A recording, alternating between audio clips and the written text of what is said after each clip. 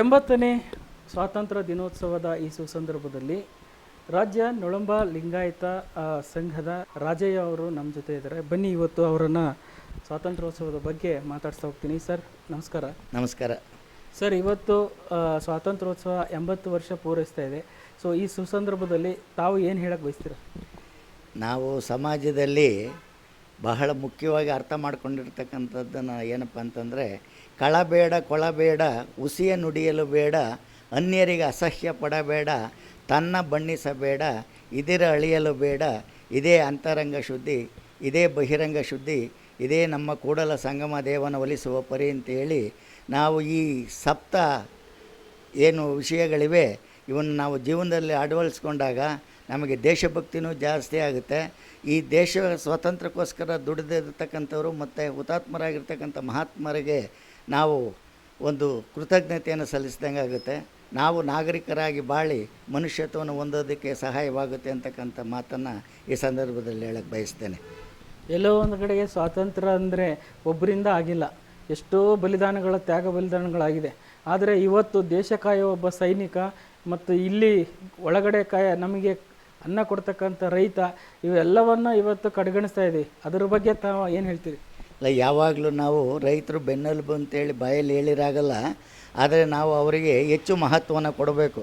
ಏಕೆಂತಂದರೆ ಯಾವಾಗಲೂ ನಾವು ಜೈ ಜವಾನ್ ಜೈ ಕಿಸಾನ್ ಅಂತ ಹೇಳ್ತಾ ಇರ್ತೀವಿ. ಅವರಿಗೆ ಯಾವಾಗ ನಾವು ಗೌರವವನ್ನು ಸಲ್ಲಿಸ್ತೇವೆ ಆಗ ಮಾತ್ರ ನಾವು ದೇಶದ ಪ್ರಗತಿ ಸಾಧ್ಯ. ನಾವೆಂದು ರೈತರನ್ನು ನಾವು ಕಡೆಗಣಿಸಬಾರ್ದು. ಏಕೆಂತಂದರೆ ಅವರು ಆಹಾರವನ್ನು ಬೆಳೆದು ಕೊಡದಲೇ ಹೋದರೆ ನಾವು ಜೀವನವನ್ನು ಸಾಗಿಸ್ತಕ್ಕಂಥದ್ದು ಬಹಳ ಕಷ್ಟವಾಗ್ತದೆ.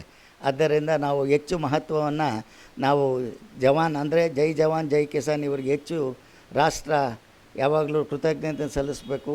ಅವರ ಒಂದು ಏಳಿಗೆಯನ್ನು ನಾವು ಯಾವಾಗಲೂ ಬಯಸಬೇಕು. ಸೊ ಇವತ್ತು 80ನೇ ಸ್ವಾತಂತ್ರ್ಯ ದಿನೋತ್ಸವದಲ್ಲಿ ದೇಶದ ಪ್ರಧಾನಿಯಾಗಿ 14 ವರ್ಷ ಈಗಾಗಲೇ ಮುಂದುವರಿಸ್ತಾ ಇದ್ದಾರೆ ನರೇಂದ್ರ ಮೋದಿಯವರು. ಅವರ ಒಂದು ಮುಂದಾಳತ್ವದಲ್ಲಿ ದೇಶ ಎಲ್ಲ ಕಂಟ್ರಿಗಳಲ್ಲೂ ವಿಶ್ವದ ಗುರುವಾಗಿ ಆಗಕ್ಕೆ ಹೊರಟಿದೆ. ಏನು ಬಸವಣ್ಣವರು ಹೇಳಿದಾಗೆ ವಿಶ್ವಗುರು ಬಸವಣ್ಣವರ ಒಂದು ಆಲೋಚನೆಗಳನ್ನು ಅವ್ರು ಹಾಕ್ಕೊಂಡು ಮಾಡ್ತಾ ಇದ್ದಾರೆ. ಈ ಸಂದರ್ಭದಲ್ಲಿ ಏನು ಹೇಳ್ತೀರಾ? ಅದರಲ್ಲಿ ನಾವು ಯಾವಾಗಲೂ ಅಂತರಂಗ ಶುದ್ಧಿ ಇದ್ದರೆ ಎಲ್ಲೋದ್ರೂ ಕೂಡ ನಾವು ಎಲ್ಲ ರಂಗದಲ್ಲಿ ಮತ್ತು ಎಲ್ಲ ಕ್ಷೇತ್ರಗಳಲ್ಲಿ ಉನ್ನತ ಸ್ಥಾನವನ್ನು ಗಳಿಸತಕ್ಕಂಥದ್ದು ಮಹತ್ವವಾಗಿರುತ್ತೆ. ಈ ಒಂದು ಪ್ರಗತಿ ಪಥದಲ್ಲಿ ನಮ್ಮ ದೇಶದ ಪ್ರಧಾನಿಯವರು ಕೆಲಸ ಮಾಡ್ತಾಯಿದ್ದಾರೆ. ನಿಜವಾಗ ಅವರ ಕೆಲಸ ಮತ್ತು ಅವರ ತಂಡ ಶ್ಲಾಘನೀಯವಾದ ಕೆಲಸವನ್ನು ಮಾಡೋದ್ರಿಂದ ದೇಶದ ಸಂಸ್ಕೃತಿ ಮತ್ತು ನಮ್ಮ ಒಂದು ಸಂಸ್ಕಾರ ಮತ್ತು ಧರ್ಮ ಉಳಿದಿದೆ. ಯಾಕೆಂದರೆ ಧರ್ಮೋ ರಕ್ಷತೆ ರಕ್ಷಿತಃ ಅಂತೇಳಿ ಅದು ನಮ್ಮಲ್ಲಿ ಇದೆ. ಅದು ಸೊ ಈ ವಿಚಾರದಲ್ಲಿ ಹೇಳಬೇಕಂದ್ರೆ ಸೈನಿಕರಾಗಿರ್ಬೋದು, ದೇಶವನ್ನು ಒಂದು ಕಡೆ ರಕ್ಷಣೆ ಮಾಡ್ತಾರೆ, ಸುತ್ತುವರೆದಿದ್ದಾರೆ. ಸೊ ಸೈನಿಕರಿಗೋಸ್ಕರ ಸಾವಿರಾರು ಬಜೆಟಲ್ಲಿ ಲಕ್ಷಾಂತರ ಕೋಟಿಗಳನ್ನ ತೆಗೆದಿಡ್ತಾರೆ ಸರ್ಕಾರ. ತಾವು ಏನು ಹೇಳ್ತೀರಾ? ಸೈನಿಕ ಅಂದರೆ ಆಚೆನ ಸೈನಿಕರು ನಮಗೆ ಕಾಪಾಡ್ತಾರೆ. ಸೊ ನಮ್ಮಲ್ಲಿರುವ ಸೈನಿಕರು ಏನಿಗೆ ಅವ್ರಿಗೆ ಸಂದೇಶ ಕೊಡ್ತೀರಾ? ನೋಡಿ, ನಾನು ಹೋದ ತಿಂಗಳಲ್ಲಿ ಅರುಣಾಚಲ ಪ್ರದೇಶಕ್ಕೆ ಹೋಗಿದ್ದೆ. ಅಲ್ಲಿ ಅರುಣಾಚಲ ಪ್ರದೇಶಕ್ಕೆ ಹೋದಾಗ ಆ ಸೈನಿಕರ ಒಂದು ಸ್ಥಿತಿಗತಿ ನಾವು ಅರ್ಥ ಮಾಡ್ಕೊಂಡಾಗ ನಿಜವಾಗೂ ನಾವು ಅವರ ಒಂದು ಕಷ್ಟದ ಅರಿವು ನಮಗೆ ಗೊತ್ತಾದರೆ ನಾವು ಉತ್ತಮ ನಾಗರಿಕರಾಗಿ ಸಮಾಜದಲ್ಲಿ ಬದುಕ್ತೇವೆ.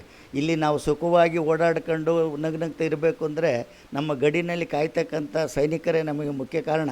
ಯಾಕೆಂದರೆ ಅವರು ನೆರಳು ಬಿಸಿಲು ಮಳೆ ಏನು ಲೆಕ್ಕಿಸದಲೇ ತುಂಬ ಎತ್ತರವಾದ ಪ್ರದೇಶದಲ್ಲಿ ಅವರು ಇದ್ದು ಗಡಿಯನ್ನು ಕಾಯ್ತಾ ನಮ್ಮನ್ನು ರಕ್ಷಿಸ್ತಾ ಇದ್ದಾರೆ.